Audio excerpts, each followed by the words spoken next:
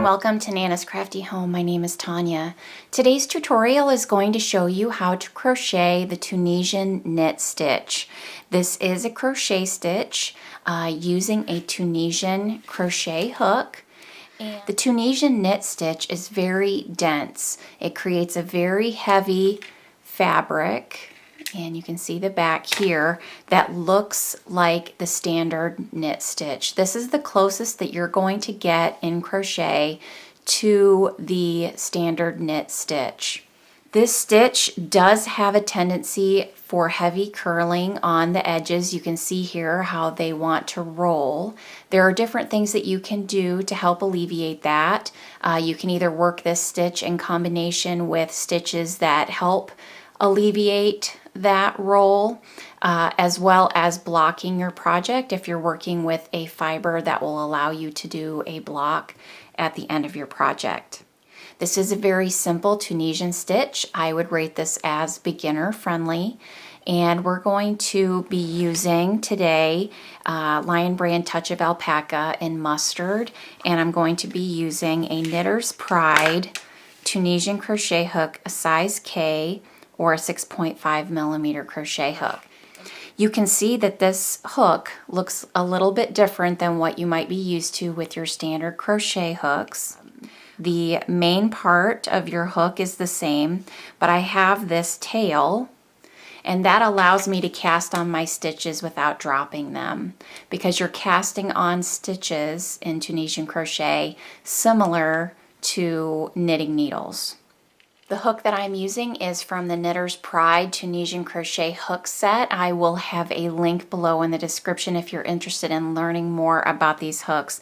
These are my recommended hooks if you're going to be working or planning on working Tunisian crochet. It comes with several hook sizes, and they come with attachments so that you can remove these and put them on different hooks and interchange them, which is really nice, makes that set very versatile. Let's go ahead and get started. So to get started, you're going to put your yarn on your hook and chain the desired number of chains. So the number of chains that you chain will be the number of stitches that you have in your pattern. So I'm going to go ahead and chain 30 for this sample.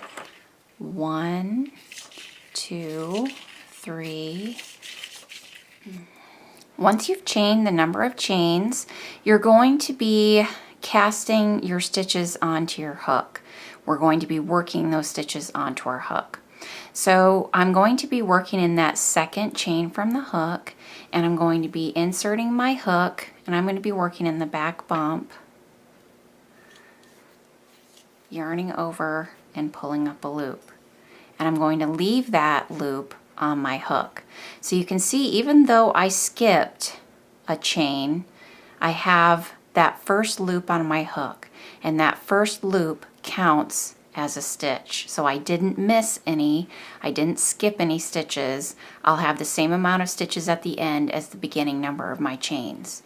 So then I'm going to be inserting my hook into the next chain, yarning over and pulling up a loop, keeping that loop on my hook. It is a good practice for you to keep these loops somewhat loose, to push that loop down over the neck of your hook, because if you were to leave it and not push it over the neck, that loop could be tighter than you want it to be, so when you go to work in it again, it's awfully tight. So good practice when you're working your loops on your hook is to push, and you see how that opened that loop up. So I'm just going to be continuing that. This is the forward pass for my foundation row. Inserting my hook, pulling up a loop. Inserting my hook, yarning over, pulling up a loop. And I'm going to continue that all the way down this row. And every row of Tunisian crochet consists of a forward pass and a reverse pass. So we're casting on our stitches, we're working our stitches onto our hook, and then we'll be working them off when we go back the other direction. So continue on casting your stitches onto your hook. Now you can see I've worked all of my stitches onto my hook. This is a good time to count the loops on your hook to make sure that they match the number of chains that you did. So you should have 30. And now we're ready to begin working our return pass, which is the second part of our foundation row. So to work that reverse pass, we're going to be working these loops off of our hook. So now we're going to yarn over and we're going to pull through only one loop. And that is the way you're going to be working that last stitch, by just chaining basically through that last loop. So only one loop, yarning over and pulling through only one loop. This gives your edge a nice finish to where it will match the appearance of the other side, the other edge of your work. So now we're going to be yarning over and pulling through 2 loops as we work through this row, yarning over, pulling through 2, yarning over, pulling through 2, yarning over, pulling through 2, and continue that, working those 2 loops off of your hook, yarning over, pulling through 2, yarning over, pulling through 2, all the way down this row. So when we get to the end, we're going to yarn over, pull through 2, we'll have 2 loops on our hook, yarn over, pull through the last 2, and we'll have 1 loop on our hook. And that will be the first stitch of row 2. So we've completed that foundation row, and you can see that you're going to be having these vertical bars all the way. If you pull this apart, you're going to see gaps in between these stitches. And these are vertical bars. These are each one of our stitches. So when we go, we're now ready to work our knit stitch. This is the first row of knit stitch. The loop on our hook is the first stitch of our row, so we're not going to be working in the stitch down below that. We're going to be working into our second stitch.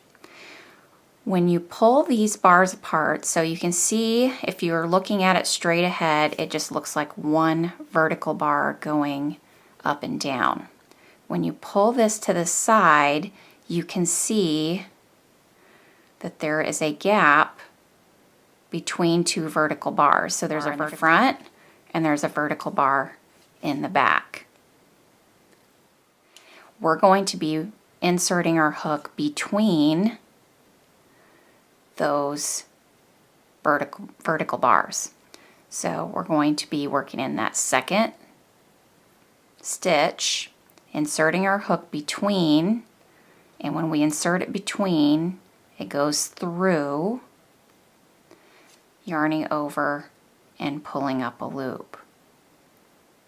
So insert from the front, between the bars, to the back, yarning over, pulling up a loop. Insert our hook between those vertical bars, through the back, yarning over, pulling up a loop. Insert our hook between the bars, so you're going to be working your hook between those 2 vertical bars and inserting it until your hook passes through the back of your work, yarning over and pulling up a loop. And you're just going to be repeating that for every stitch to the last stitch.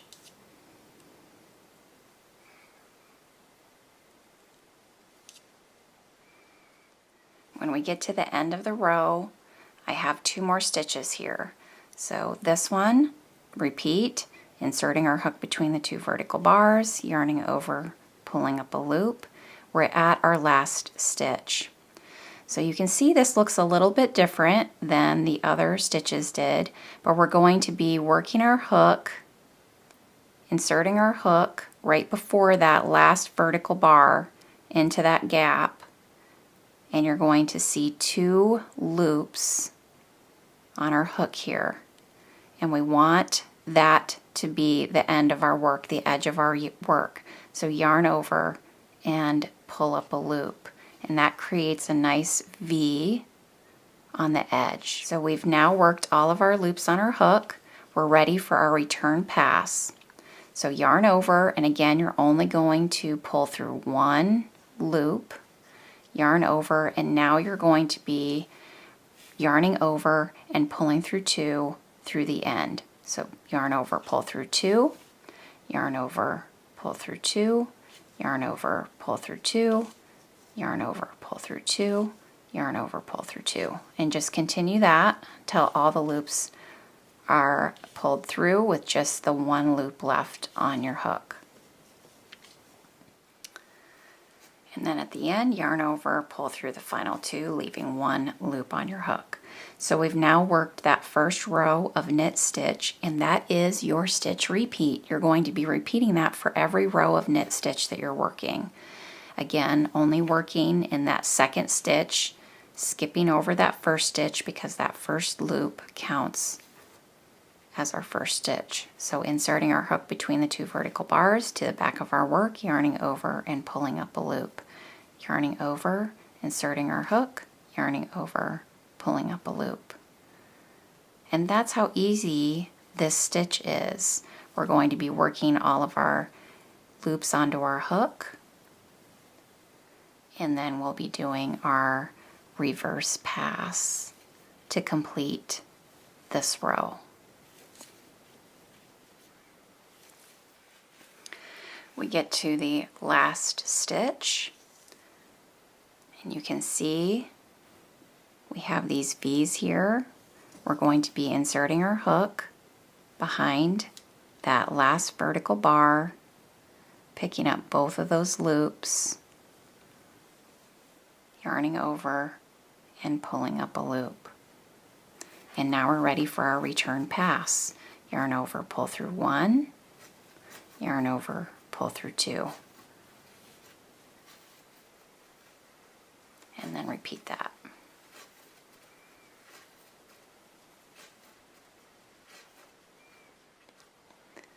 So now I've completed row 3.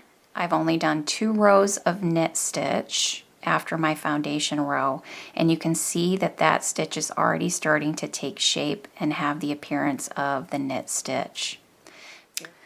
This is a very easy beginner Tunisian crochet pattern, and it's a great stitch to learn Tunisian crochet with. I hope you've enjoyed this tutorial today. Thanks so much for being with me. As always, remember to subscribe to my YouTube channel. If you like my videos, please remember to like, subscribe, and share. That's the best way you can support my channel. I will see you soon. Take care, everyone. Bye-bye.